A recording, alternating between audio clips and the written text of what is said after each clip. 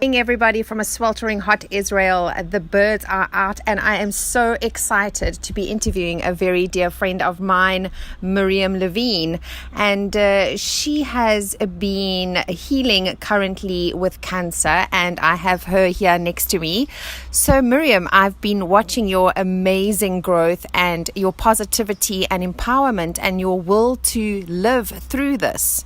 Can you tell us a little bit about how do you maintain this positive mindset and to help yourself to heal through this situation of having cancer?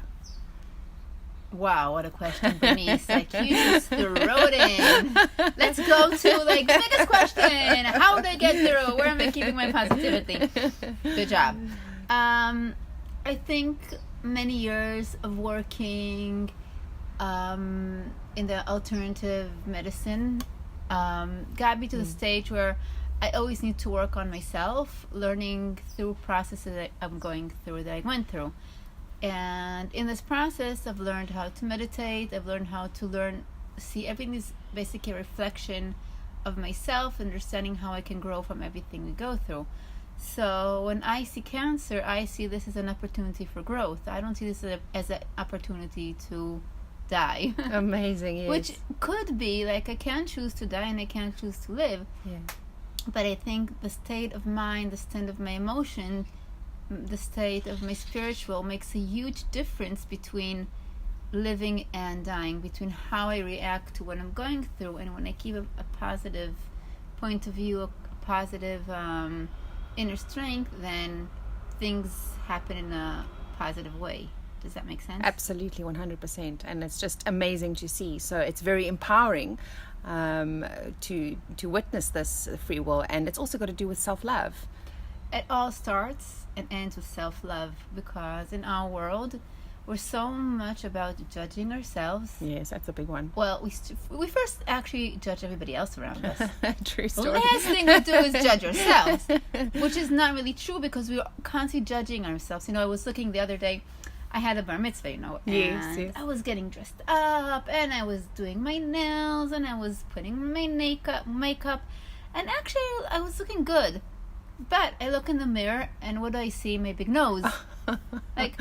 Come on, we always see what's not good in our system, what's not good in our body, and we always like to criticize it and change it to something else.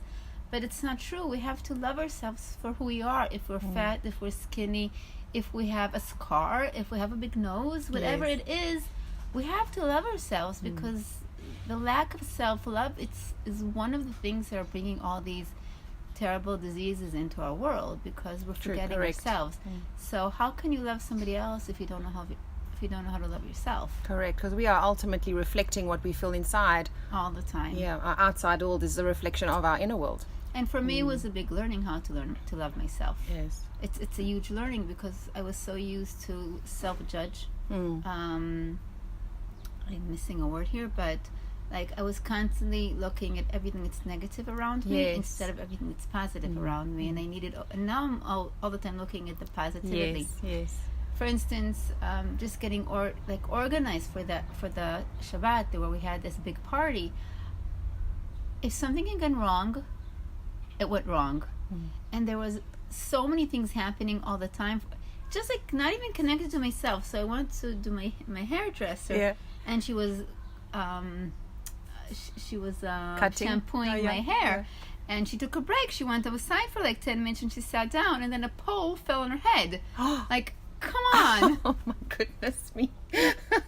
So once again, I can see it in a negative way, and I can say, wait, she had to take a break, and somebody else came, the manager of the place came to take care of me and took care of my hair. But it's everything that I was looking around. There was so much love and so much help from everybody around me, and I can concentrate on all the negative things that were happening and going on, and I can choose to look at the good things that were going on. Best friends came from all around the world. Cousins came from all around the world. Family came and gathered together. It was a weekend of self-love, and which employed everybody. So we're so much used to looking at the negativity, and for me, self-love means loving myself, loving my surroundings, sending that love out. And believe me, it all comes back to you 10 times with what you actually want put out there. Wow, that's amazing. So what advice, Miriam, can you give to those who are suffering with cancer or any other diseases? Wow, Bernice, you know I ask the questions. I have to say.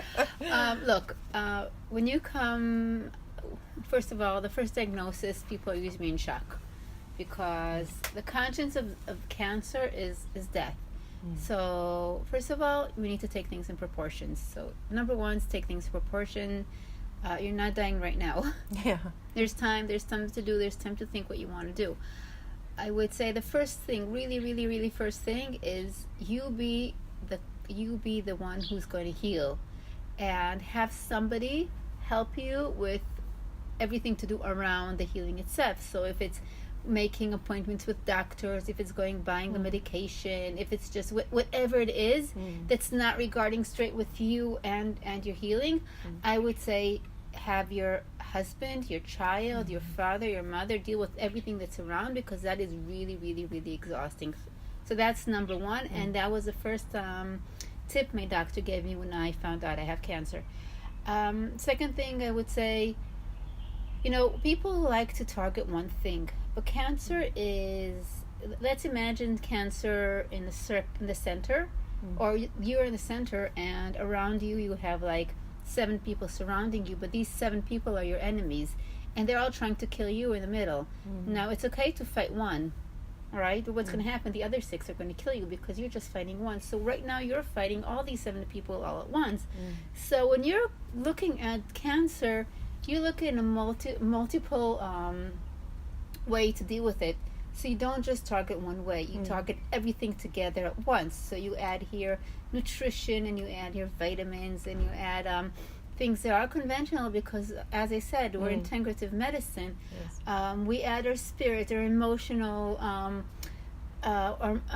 everything that's connected to whom we are. We take everything into consideration. We don't just choose one thing, because, let's say I'm taking chemo now, for instance, and let's say, okay, so my tumor has gotten smaller.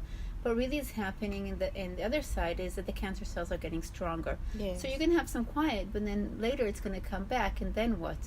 The cancer cells have gotten smarter. They're now stronger. You made them stronger, which is part of your healing process.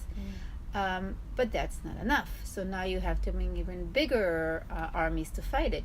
But if at the same time you're looking at the core of why you got this cancer, or why you got any disease, looking inside into your own emotional world, into your spiritual world, and saying, why did this happen to you? I would even say, why did I bring this among myself? What is my learning here? What do I need to let go in order to let go of the cancer too? Because cancer or any other disease is like an emotion just staying stuck, and something negative got stuck into your system.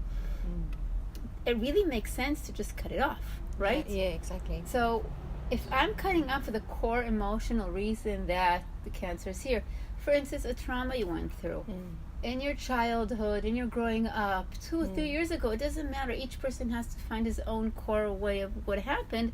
Then if you're letting go of those negative emotions and that negative story, and even I'll go even really like go crazy. Let's say somebody was now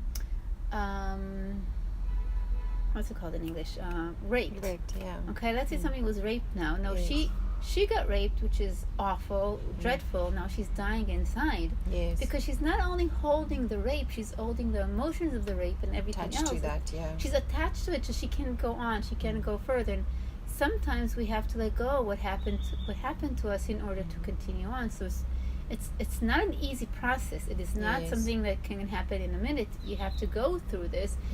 With a coach, of course, with somebody who knows how to help you, take you hand by hand, going through whatever you're doing, and letting go of everything that has been negative in your life.